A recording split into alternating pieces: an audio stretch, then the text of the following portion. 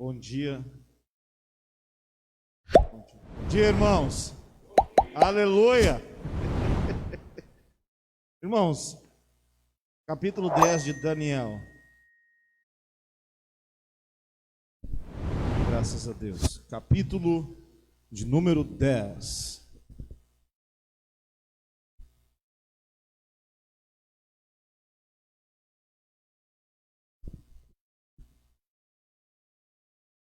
Diz-nos o seguinte: no ano terceiro de Ciro, rei da Pérsia, foi revelada uma palavra a Daniel, cujo nome se chama Beltesazar. E a palavra é verdadeira e trata de uma guerra prolongada. E ele entendeu esta palavra e teve entendimento da visão. Naqueles dias, eu, Daniel, estive triste por 3 semanas completas. Manjar desejável não comi, nem carne, nem vinho entraram na minha boca, nem me ungi com ungento, até que se cumpriram as 3 semanas. No dia 24 do primeiro mês, eu estava à borda do grande rio Idekel, e levantei os meus olhos e olhei, e vi um homem vestido de linho, os seus lombos cingidos com ouro fino de Ufaz.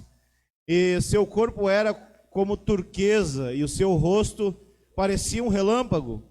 Os seus olhos como tochas de fogo, os seus braços e os seus pés como cor de bronze, assacalado.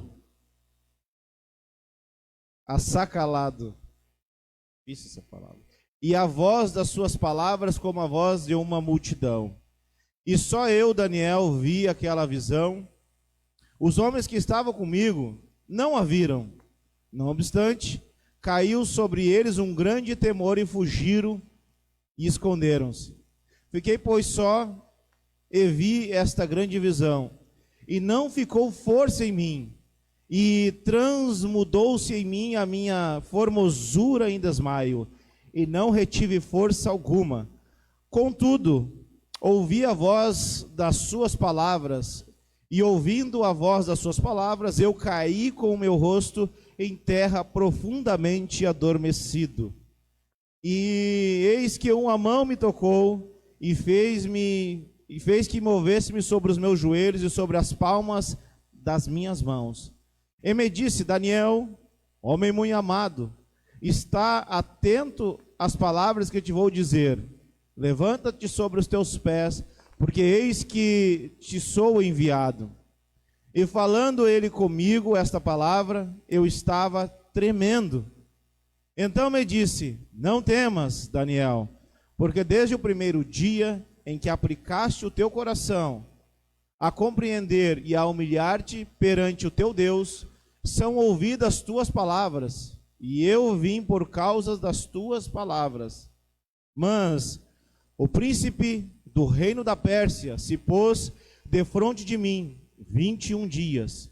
E eis que Miguel, um dos primeiros príncipes, veio para ajudar-me, e eu fiquei ali com os reis da Pérsia. Agora vim para fazer-te entender o que há de acontecer ao teu povo nos derradeiros dias, porque a visão é ainda para muitos dias. E falando ele comigo essas palavras, abaixei o meu rosto e emudeci.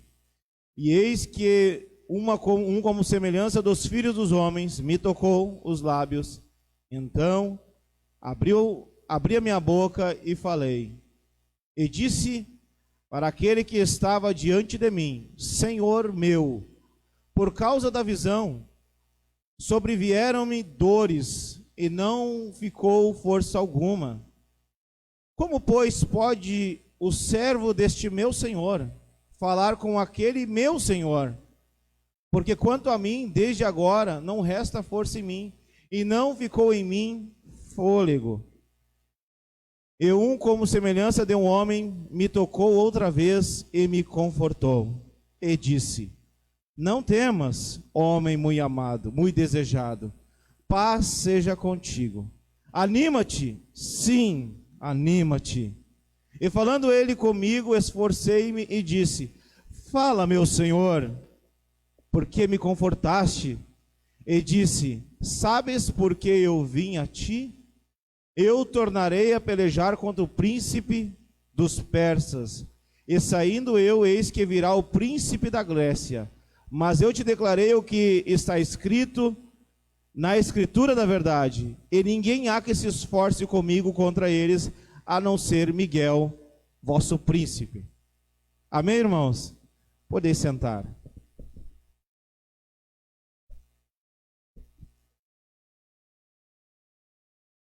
O texto mais difícil do capítulo de Daniel é o capítulo 10.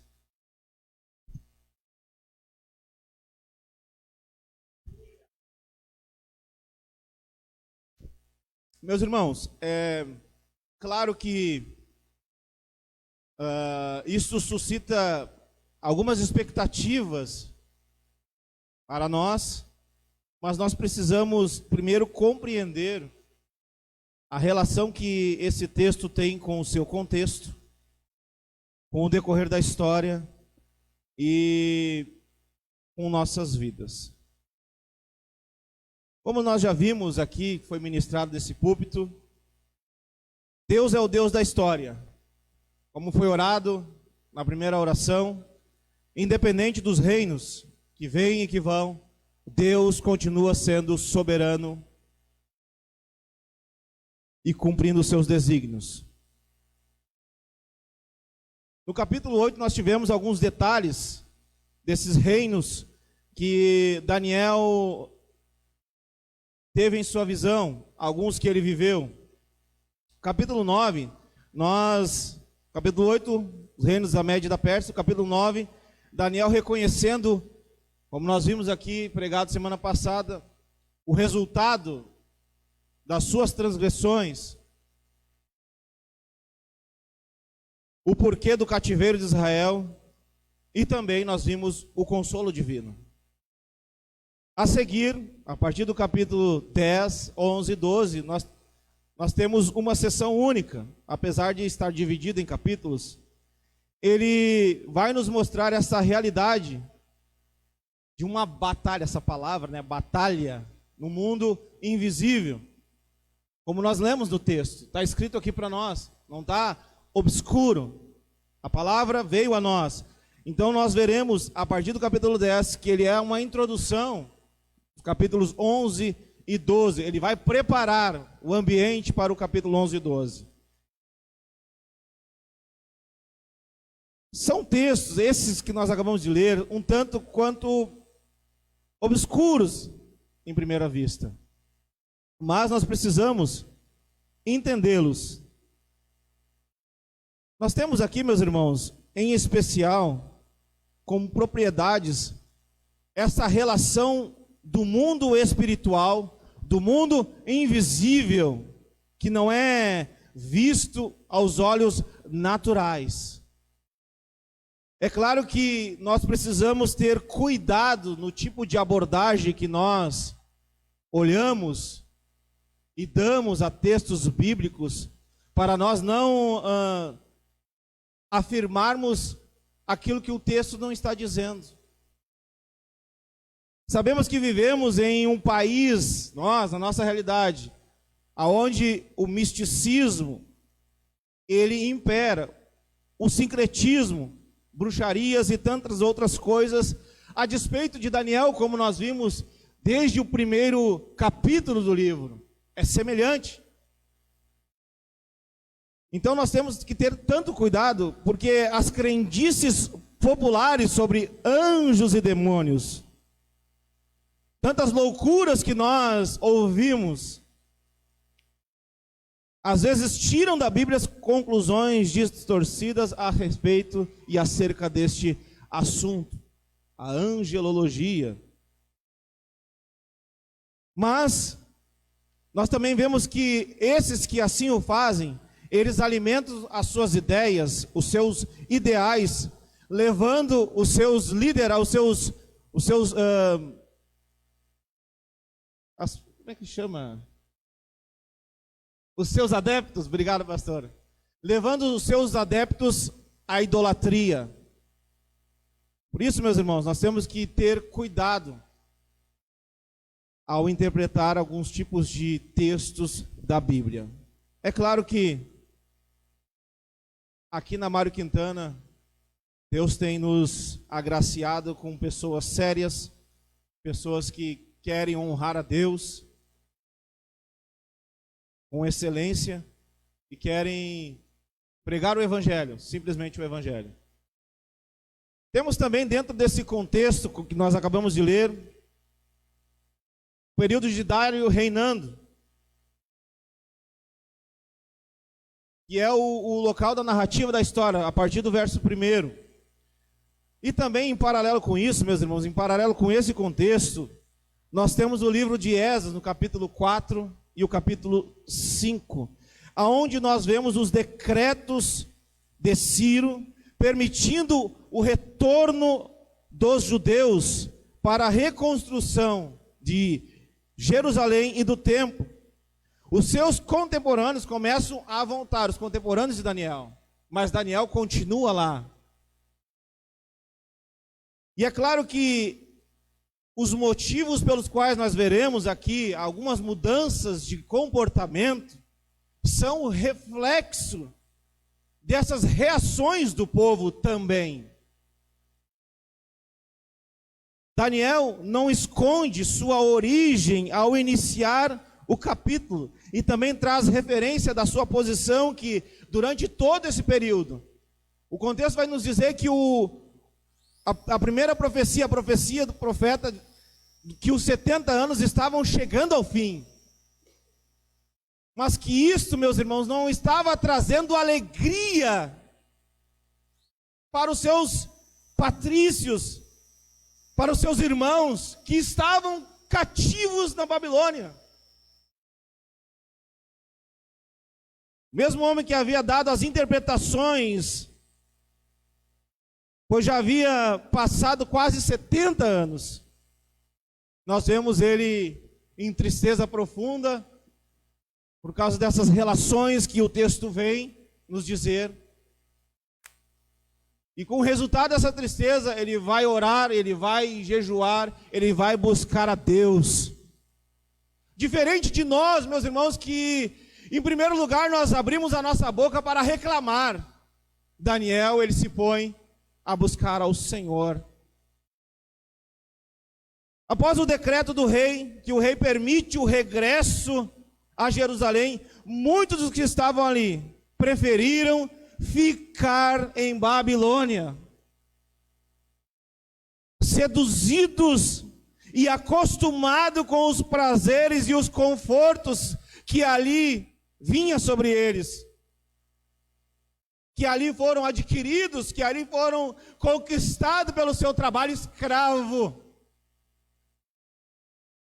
Ficaram tão envolvidos com a Babilônia que desprezaram as coisas de Deus, desprezaram as primícias do Senhor, desprezaram a sua palavra, desprezaram os seus mandamentos, os seus desígnios, desprezaram a comunhão com Deus e com o povo. Eles preferiram a Babilônia. Não quiseram voltar para trabalhar na reforma do templo, não quiseram dedicar-se à restauração espiritual, que é um dos pontos do livro, do capítulo. Pois estavam ali sem o direito ao culto, como nós vimos na exposição que o pastor nos trouxe. 70 anos, meus irmãos. Isso nos refrigerando a nossa memória, do início da pandemia para cá, Deus tem sido bom conosco. Aqui nesse campo nós poderíamos dizer que a primeira batalha espiritual, ela é travada. Que batalha é essa? A Bíblia, ela vai nos dizer que a primeira batalha que nós travamos é uma batalha interna. Paulo nos diz no capítulo 7 de Romanos, versículo 22 e 23, que os resultados do pecado trazem sobre nós esta inclinação, que nós acabamos preferindo as coisas daqui e desprezando as coisas celestiais, quando o pecado passa a imperar passa a ser rotineiro, passamos a nos acostumar com o pecado. Nós estamos aí às portas de eleição, e vocês já viram que querem institucionalizar o pecado. E isso acontecendo, irmãos, será terrível. Quando acostumando com a vida cotidiana, onde os sentimentos do mundo, sem Deus, leva a nós nos envolver também e a satisfazer todos os nossos desejos com um fim em si mesmo, é natural nós não querermos perder tempo com os assuntos de Deus. Para nós é uma perca de tempo. O culto, amados, pela desolação de Israel, pelo templo, pelas ruínas que eram símbolos da presença de Deus, a cidade santa do Senhor. Ficaram desanimados, sentimento. Daniel, ele se põe a jejuar, no versículo 13, vai nos dizer que existe essa batalha.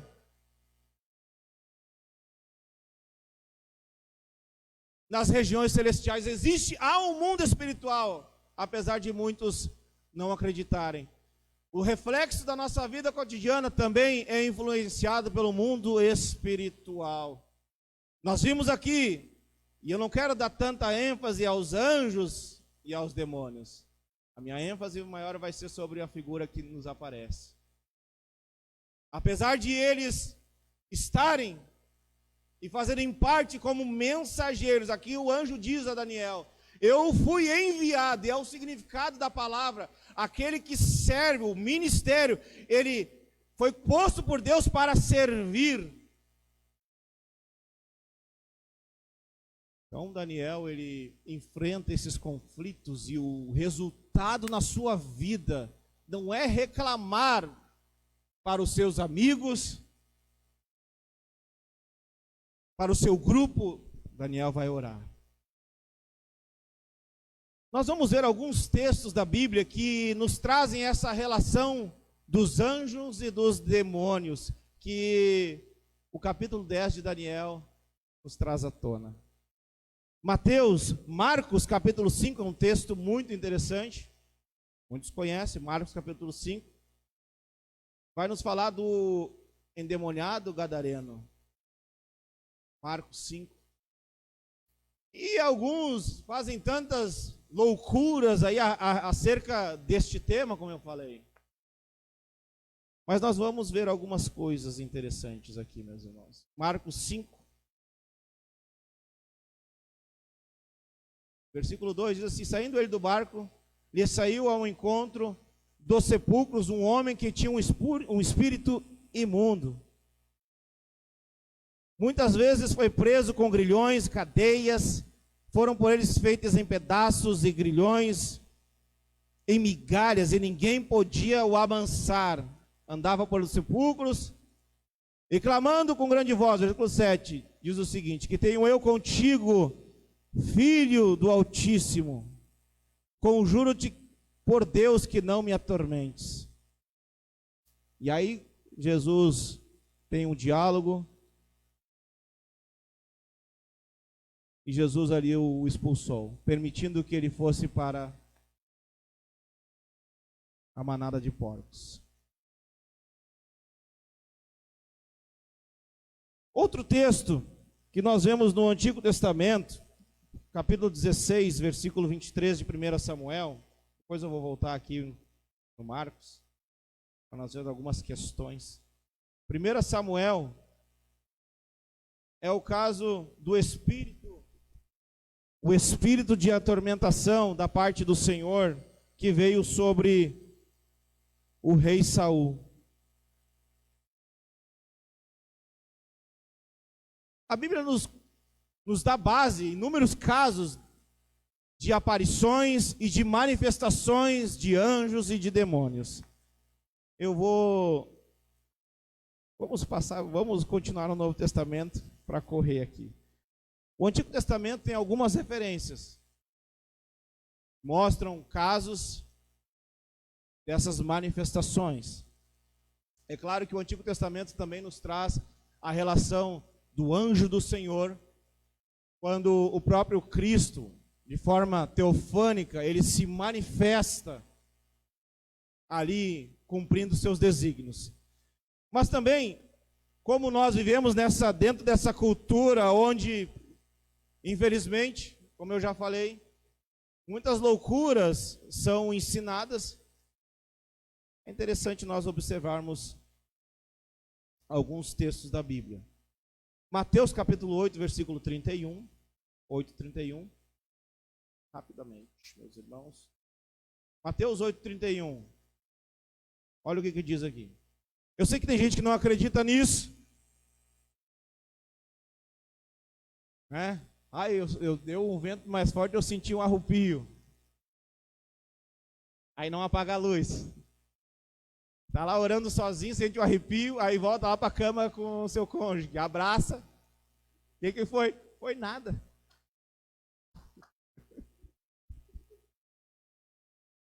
Principalmente na madrugada, né? E a gente pede para Deus nos chamar na madrugada. Oh Deus, me acorda pela madrugada. Aí Deus acorda. Aí o camarada vai orar. É claro, irmãos, que vai se manifestar alguma coisa. Quem mora em casa de madeira, a casa começa a estalar, aí pronto, né? A luz dá uma piscada, já começa a repreender ele. Sai, Satanás, demônio, vai embora. Nesta casa reina Jesus. 8:31. E os demônios rogaram dizendo: se nos expulsa, permite-nos que entre naquela manada de porcos. Referente a Marcos 5. Sobre isso que eu estava falando, Jó capítulo 4, versículo 15. O que nós estamos dizendo aqui, meus irmãos, que há um mundo espiritual, e que o mundo espiritual há uma batalha nas regiões celestiais, referente ao povo de Deus, aos desígnios do Senhor. E essa manifestação, muitas vezes, ela pode acontecer. Jó, nós já vimos aqui Jó, capítulo 4, versículo 15. Jó, peraí que o Jó saiu aqui da minha Bíblia. Jó, capítulo 4, verso 15. Peraí, meu Deus. Peraí um pouquinho. Ah, não estou achando aqui, peraí. Aqui, Jó 4,15, está no telão. Obrigado, irmão. Então, aí ó. Um espírito passou por diante de mim e fez-me arrepiar os cabelos da minha carne. Parou ele, mas não conhecia a sua feição. Olha só, ele viu. Um vulto estava diante dos meus olhos, e calando-me ouvi uma voz que dizia: seria porventura o homem mais justo que Deus? Ainda sobre isso, Mateus 17,15. Nós vamos ver algumas referências. A Bíblia nos apresenta várias referências dessas manifestações. É claro que a manifestação aqui no capítulo 10, ela é uma manifestação especial. Ela tem um propósito. Aí as pessoas banalizam isso, e tudo tem que ser anjo e tudo tem que ser demônio. Por isso que eu falei, nós temos que ter cuidado. Não vira tudo anjo, vira tudo demônio, vira tudo pombagira. É, irmãos.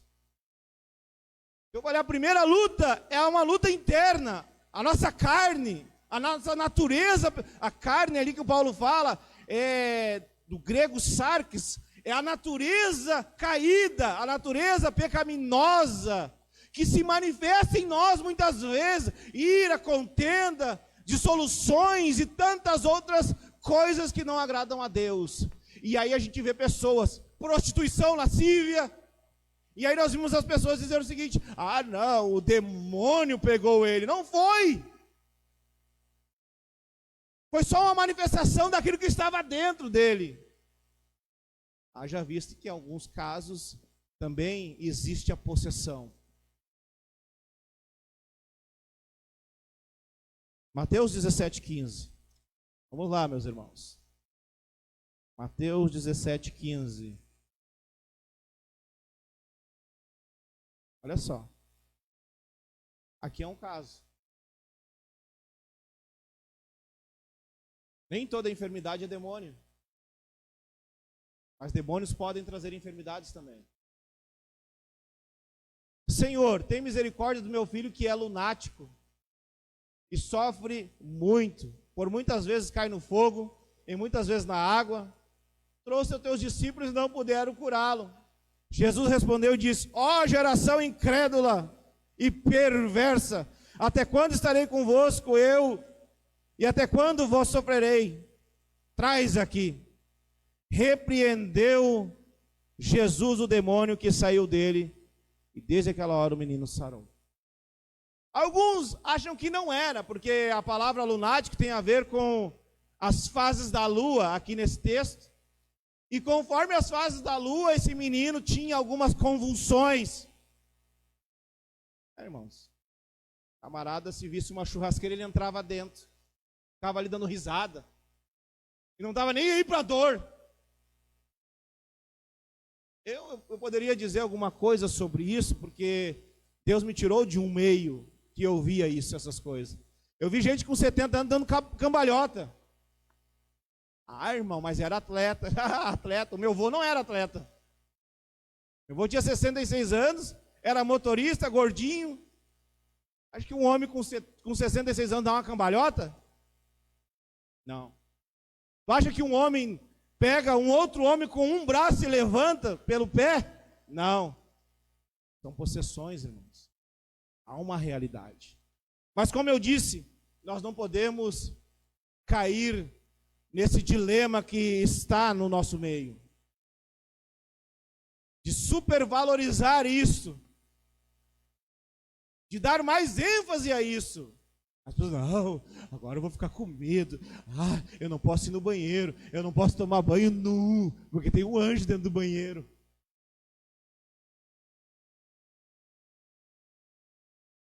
Coitado de nós, né, irmãos? A gente não ia poder fazer mais nada daí. Aí a Bíblia diz que todas as coisas estão sendo anotadas. Aí o camarada está se cuidando assim, né? Ah, acho que agora eu posso ir. Aí vai fazer a necessidade, ouve uma voz, ele segura.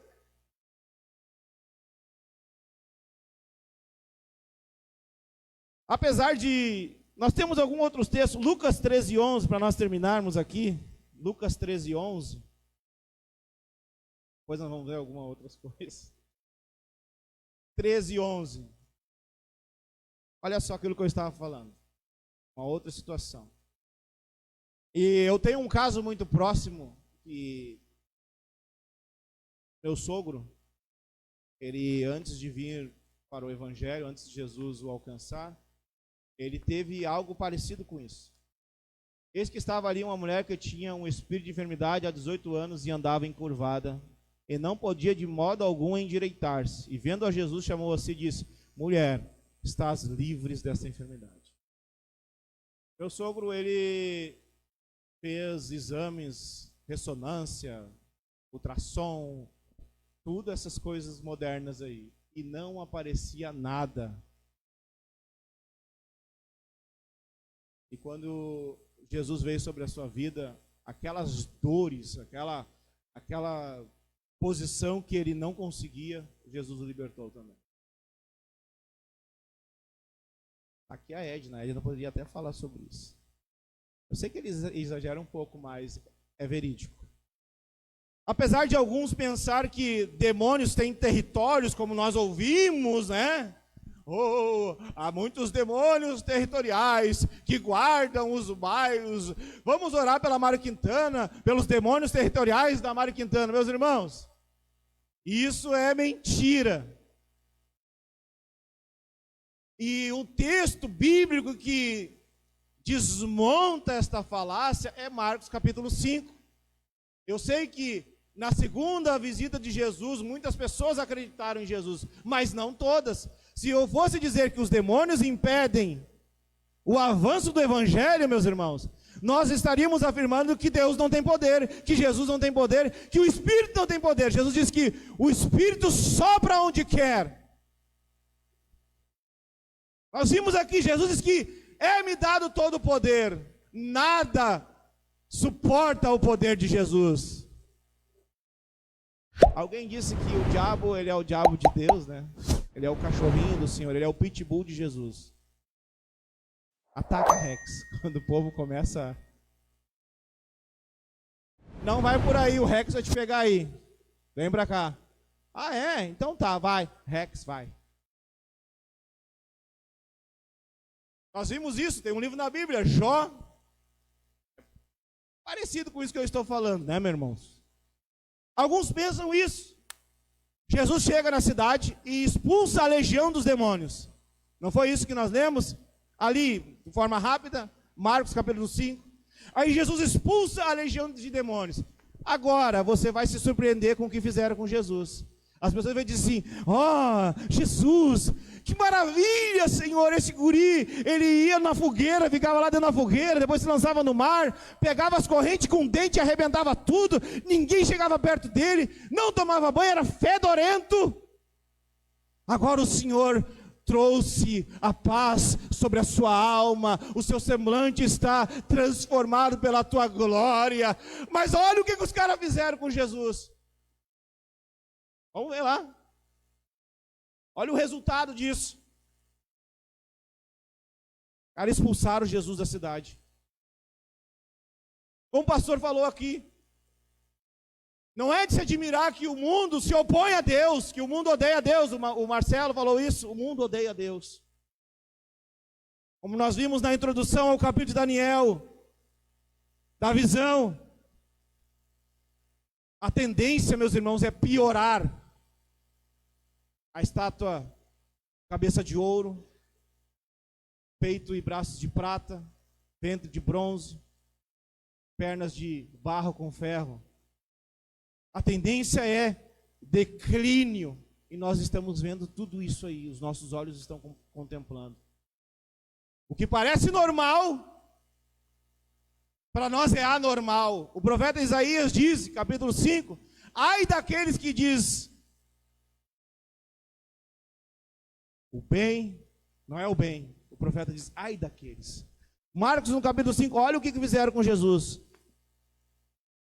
Versículo 17, põe aí no telão, meu irmão. Versículo 17, Marcos 5, 17.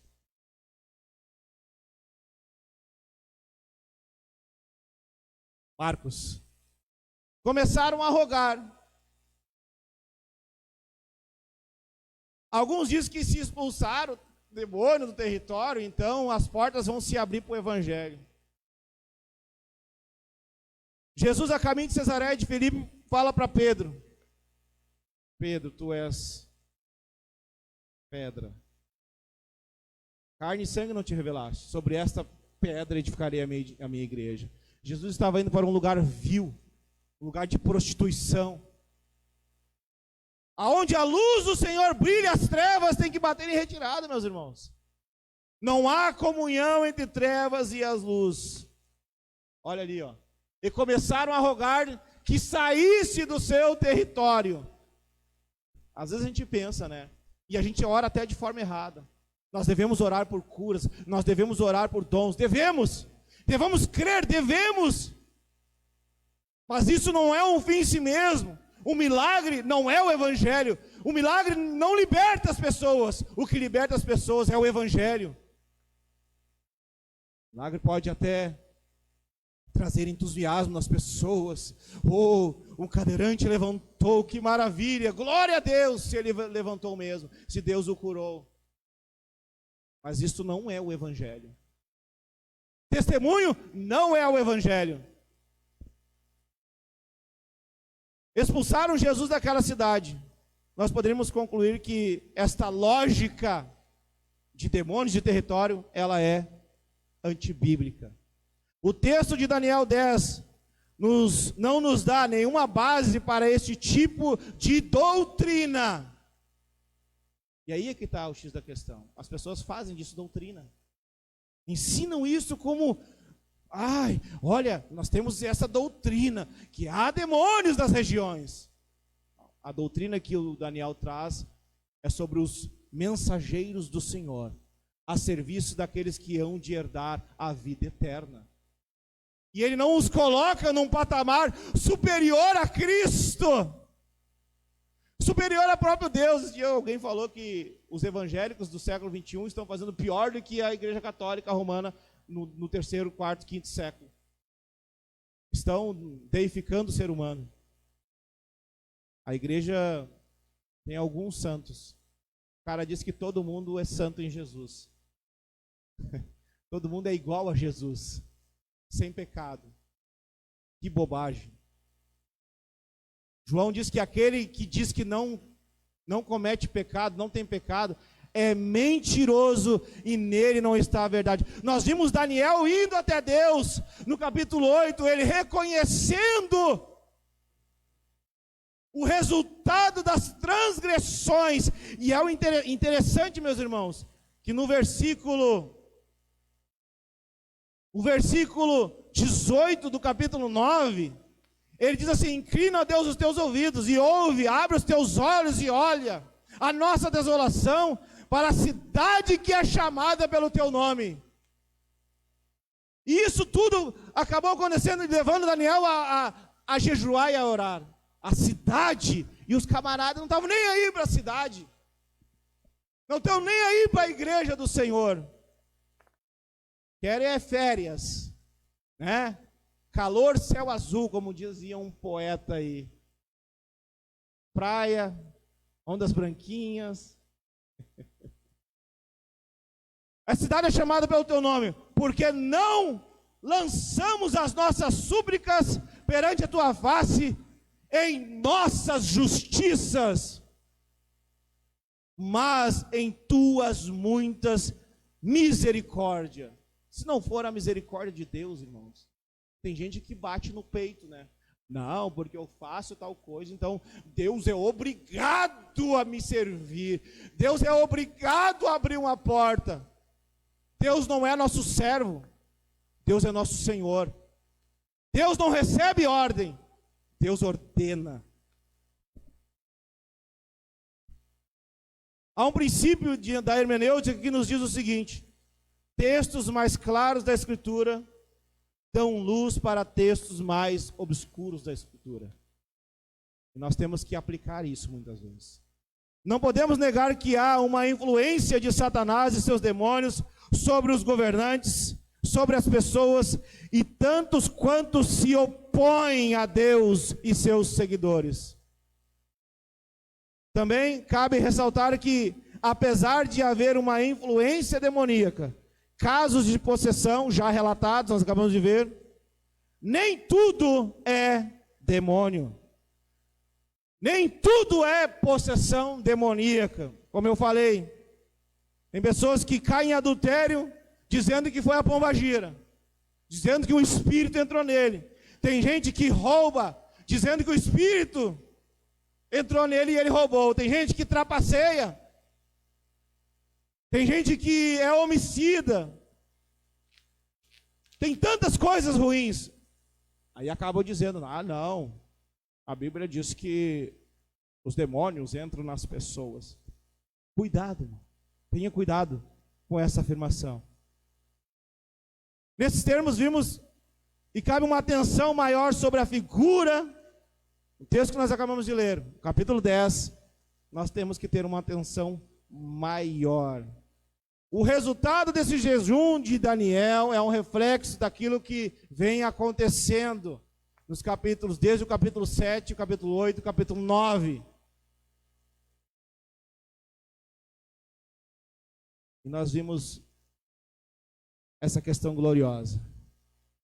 Assim como Jesus se apresenta a João na ilha de Pátimo, quando a igreja sofria no primeiro século, ali entre o primeiro e o segundo século, trazendo consolo, trazendo conforto, trazendo ânimo. E nós temos falado aqui, irmãos, diversas vezes, é anunciado aqui sobre este sofrimento, esta angústia. Quando Jesus fala no Mateus, no Sermão do Monte, as bem-aventuranças, que ele fala, bem-aventurados os que choram, foi isso que aconteceu com Daniel. Daniel olha este desânimo dos seus companheiros e esse desprezo pelas coisas de Deus, Então Daniel se põe a orar e a chorar e a clamar a Deus pelo povo. Parece que o pecado dos outros já não nos afeta mais. Parece que nós não choramos pelas vidas. As pessoas parecem que têm prazer quando alguém tropeça, quando alguém erra na sua vida. Nós sabemos apontar as falhas, nós sabemos apontar os defeitos, nós sabemos dar condições, passos para sair disso. Mas a Bíblia diz que Daniel se colocou a jejuar e a orar. E dentro disso ele acaba tendo essa visão. Versículos 6 e 7. Ele vê um como filho do homem. Acompanhe comigo. Levantei meus olhos e vi um homem vestido de versículos 5, 6. Vi um homem vestido de linho. O linho traz a relação da condição sacerdotal e de seu ofício, o ofício do Senhor. Os ombros cingidos fala que ele está preparado para o trabalho. O profeta Isaías nos diz no capítulo 53 que Deus verá o trabalho das suas mãos e terá prazer. O ouro aponta para a sua realeza, o seu esplendor como rei dos reis e senhor dos senhores. Apesar de mandar os seus mensageiros, ele é superior aos seus mensageiros. O livro de Hebreus vai nos dizer a isso. Jesus é superior a Moisés, Jesus é superior à lei, Jesus é superior aos anjos. O seu rosto como um relâmpago fala do esplendor da sua glória. Os seus olhos como tocha de fogo que alumia tudo que ele vê. O salmista diz que os olhos do Senhor, ele contemplam todas as coisas e os seus fiéis na terra. Também fala, o fogo traz julgamento sobre tudo e sobre todos. O Novo Testamento diz que tudo será provado pelo fogo. As obras serão provadas pelo fogo. A vida será provada pelo fogo. O fogo, ele refina, ele tira as impurezas. Os seus braços e pés fala da sua força, do seu poder, do juízo que está sobre as suas mãos para julgar. A sua voz como de muitas águas. Então, no versículo 10, então ele cai em terra, assim como João, quando tem aquela visão. No Apocalipse diz que João caindo como um morto. Aqui, ele diz que adormece. É semelhante. Se você ler Apocalipse, no capítulo 1 e 2, você vai ver essa relação. Então ele cai em terra pelo esplendor da glória e é consolado em virtude da visão. Nós vemos a narrativa, diz que por causa de tudo isso, vem sobre ele dores, ele conversa com o Senhor. Ó Senhor, eu sou um homem velho, eu já vi tanta coisa, eu discerni sonho. E Jesus disse que ainda os dias maus seriam longos. Às vezes nós nem dor temos e a gente reclama. Nem dificuldade, a gente olha para os outros, irmãos. Às vezes eu entro nas casas, eu tenho a graça de fazer serviço em residência. Eu falo isso lá em casa. Eu entro em residências que quando eu entro, eu agradeço a Deus pela minha casa. Eu agradeço a Deus pelas condições que Deus me dá. As pessoas colocam a sua força naquilo dali e fazem disso um fim em si mesmo.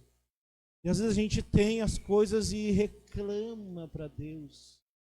Temos oportunidade, temos tempo. Ô, irmão, você leu essa semana um capítulo da Bíblia? Aí eu não tive tempo. Há uma matéria chamada mordomia cristã. A minha sogra gostava de cantar um hino assim, ó: Senhor, dá tempo para mim, ocupar minha vida contigo, senão eu vou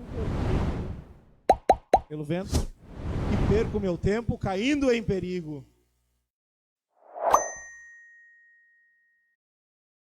Cristo o consola, o versículo 10. E eis que uma mão me tocou e me fez mover-se sobre os meus joelhos, sobre a palma. O versículo 9 ele vai dizer que ouvindo a voz, ele cai com o rosto em terra, profundamente adormecido. Ele tem a visão, esta visão daquele ser que estava sobre o rio. Aconteceu. Ia ter gente que ia sair correndo, ia estar correndo até hoje. Os amigos, os companheiros não entenderam e caiu um tremor sobre eles e eles fugiram. Lá em casa tem uma escada. Aí quando está orando, você ora lá embaixo, que é um breu, aí você sobe a escada no escuro, né? Às vezes dá um frio na espinha. Meus irmãos, eu olho para ver se não tem. Sai daí. E lá em casa é assim, às vezes o anjo deixa a garrafa em cima em cima da mesa, vai tomar água e deixa a garrafa. Não, estou brincando, não é o anjo, não. É que quando fala assim, ó, não foi ninguém fez isso. Então eu sei quem foi. Então foi o anjo. O anjo estava com sede, tomou água, deixou a garrafa fora da geladeira. Versículo 9 e 10, ele tem esse encontro. O versículo 5 e 6, ele tem essa visão majestosa. Irmãos, o João caiu, ele viu, quando ele virou para João, e João não pôde contemplar a glória do Senhor. Moisés, quando teve um encontro com Deus, ele prostrou-se, e a palavra é em adoração, né? Ele prostrou-se com o rosto. Ele queria ver Deus, Deus não deixou Deus ver o seu rosto, porque senão ele morreria. Versículo 19 diz que Cristo o consola, semelhante a João. Daniel fica espantado, versículo 19. E disse, a partir do versículo 14, 15, 16, 17, 18, ele tem esse diálogo com o Senhor. E no versículo 19 ele disse, no versículo 16 ele fala, olha, por causa da visão. Irmãos, note o seguinte, por causa das coisas concernentes a Deus. Irmão, mas tem que ir 2 vezes na igreja. Mas tem que ir 3 vezes na igreja. Tem que ir 5 vezes na semana. Pode trazer dor. Dor financeira. Gasolina é caro. Irmãos. Mas não é isso aqui que está acontecendo com Daniel. O apóstolo Paulo diz assim, eu me gastei, o versículo de 2 Coríntios, me veio agora, ele diz que iria se gastar pelo evangelho, gastar financeiramente, gastar fisicamente, e é o que acontece com Daniel aqui, por causa da visão, me veio dor, me veio fraqueza, me veio angústia. Será que as dores que vêm sobre nós são relacionadas às coisas concernentes, às coisas de Deus? Ou as dores que vêm são sobre os nossos caprichos, sobre o nosso carro que nós não conseguimos trocar, sobre o celular que nós compramos, caiu no chão e quebrou, sobre a casa que a gente não conseguiu pintar, sobre o sofá que estragou, sobre a panela que furou, sobre o óculos de marca que eu não consegui comprar? Aí traz dor. Aí eu coloco Deus em segundo plano. Irmãos, eu vejo que não há muita diferença. Talvez até pior nos nossos dias, porque nós temos a revelação da palavra, nós temos o Espírito de Deus que foi nos dado pelo próprio Cristo. E mesmo assim, por muitas vezes nós o desprezamos. Nós preferimos a Babilônia. Babilônia aqui é um símbolo do mundo. Às vezes nós preferimos a Babilônia. E hoje nós temos ainda o Facebook, o Instagram e esses negócios aí que entregam as pessoas. entregam. Ah, irmão, eu estava com dor de barriga e aí eu não fui no culto. E engraçado que em meia hora passou a dor de barriga, a pessoa vai no shopping. Nada contra shopping. Nada contra, quer ir, vai. Mas não dá desculpa. Ah, eu estava cansado. Eu trabalhei a semana inteira. Domingo é o meu dia. Quantas pessoas falam isso, né? Eu trabalho 6 dias na semana, irmão. Glória a Deus que tu tem um trabalho. Tem um monte de gente desempregada, passando fome. E você vai falar com eles, estão com um sorriso no rosto às vezes. Ai, eu tenho que descansar. Cuidado que o espírito da Babilônia pode estar enchendo o teu coração. E você está ficando cada vez mais longe de Deus. Aqui nós não pregamos que somos contra prosperidade. Nós ficamos felizes com os irmãos que conseguem adquirir. Glória a Deus! Mas também nós temos que ter cuidado com as coisas deste mundo. E quando elas começam a sufocar Deus em nossa vida, meus irmãos, é perigoso. Perigoso. Cristo consola ele. Olha, meus irmãos, em meio a todo esse cenário, todo esse contexto, desolação, mais problemas que virão, parece que não termina nunca. Ah, tu tá com problema? Segura aí na cadeira, vai vir mais problema. Uma vez eu abri a Bíblia, nós fomos visitar uns parentes, e aí diz assim: eu peço para Deus paciência, meu Deus. E aí como é que está? Só vem tormenta, só vem tempestade. Mas é o que diz, o Paulo diz em Romanos, que é paciência. Então tu vai sofrer tribulação, pois a tribulação produz paciência. É um processo da confiança em Deus. Ou você confia em Deus, ou você confia na força do seu próprio braço. Eu trabalho, eu sou o bonzão, eu faço e aconteço. Não, irmãos, eu não posso. Eu tenho que trabalhar 14 horas por dia, porque daí eu não consigo pagar o meu condomínio, eu não consigo pagar a prestação do meu carro, eu não consigo pagar a escola. Aí sabe o que acontece? O patrão manda embora e fica doente. E aí? O que será? Daniel orou e jejuou ao Senhor pelas coisas do Senhor. Nós não devemos usar isso como pretexto para buscar vantagens para nós, meus irmãos. É o que acontece muito.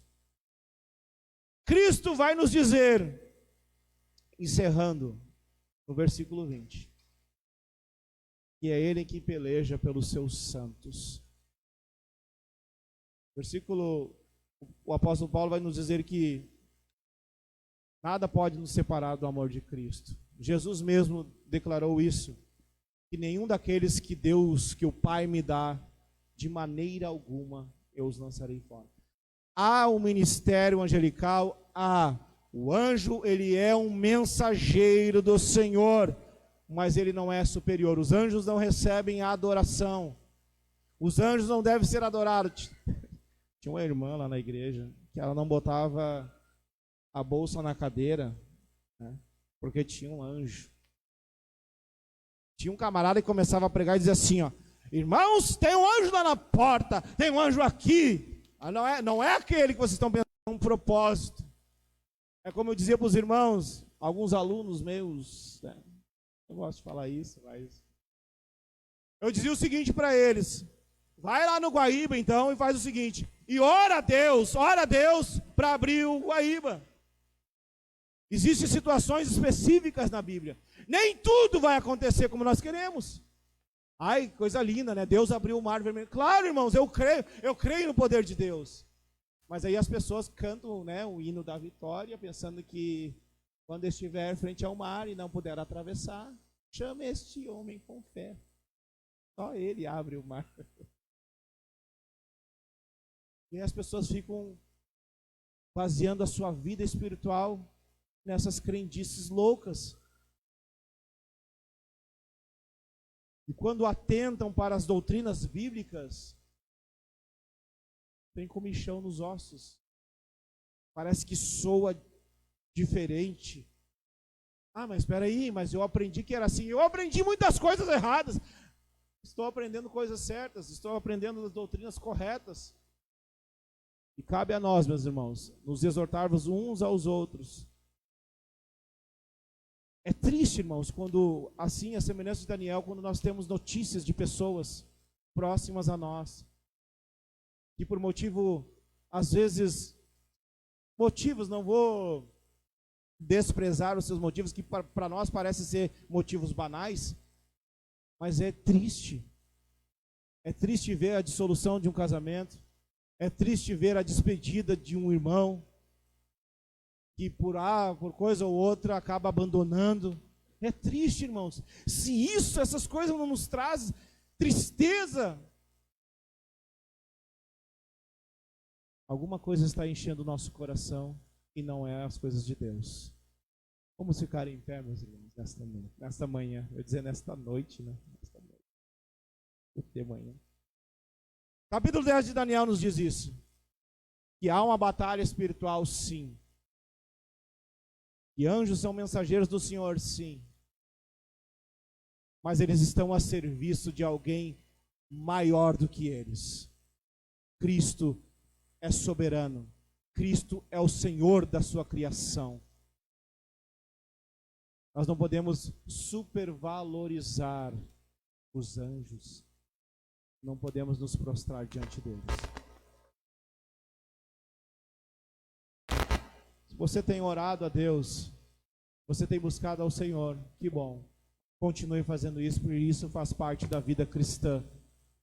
Nós não oramos porque nós queremos méritos do Senhor, como Daniel. Daniel colocou-se a orar e reconheceu o seu pecado.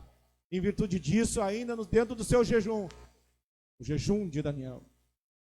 Eu levava um pessoal num lugar e lá eles jejuavam. Irmãos, chegava 2 horas da manhã, os caras estavam lá em cima no morro orando. E era o jejum de Daniel, mas era tudo errado. Tudo errado. Propósitos errados.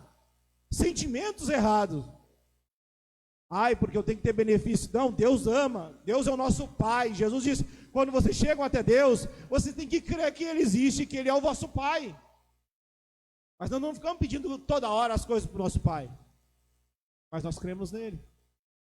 Cremos que Ele pode, que Ele é bondoso.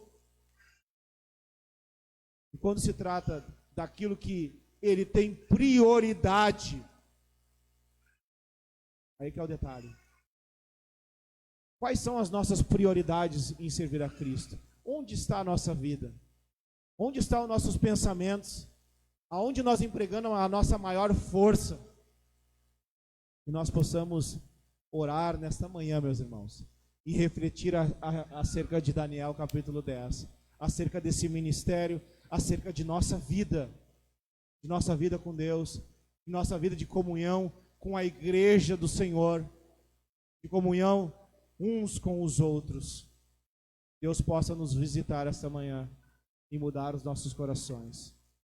Oramos. Pai bendito, nós te glorificamos pela tua palavra, Senhor, que veio de encontro aos nossos corações, assim como Daniel, Senhor, nos desperta a buscar a tua face, a dar mais prioridade, Senhor, às tuas questões, que elas são com urgência.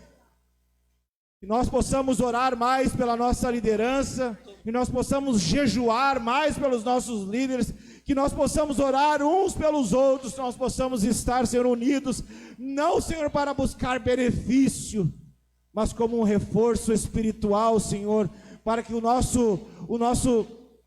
para que a nossa vida, ó Deus, o nosso relacionamento contigo, ele possa ter, Senhor, reflexo na nossa vida, no nosso cotidiano, para que nós possamos ser, Senhor, tuas testemunhas e não negar o teu nome. Se o pecado, Senhor, não nos traz mais dor, se o pecado na vida dos nossos irmãos, nossos entes não nos traz mais dor, Senhor, nos transforma nesta manhã, Senhor. Move, Senhor, este coração de pedra que está em nós. Move, Senhor, esses anseios mundanos que estão em nossos corações. Permita-nos, Senhor, que nós possamos ser transformados à tua medida, ó Deus. Oramos pela vida da tua igreja, Senhor. transforma, nos visita nesta manhã, que o Teu Espírito possa, Senhor, encontrar vidas dispostas, assim como Daniel, e não como aqueles que desprezaram a Ti, que preferiram ficar na Babilônia. Nos tira esse sentimento, Senhor, que enche o nosso coração, nos dá visão celestial, Senhor, que nós possamos gastar mais o nosso tempo, não de forma que venhamos a perder tempo, mas assim como disse o Davi, que nós possamos ter prazer nos Teus átrios. Oh Deus, nós oramos a Ti, Pai, nesta manhã. Muito obrigado, Jesus. Continua com a Tua igreja, continua conosco, Pai.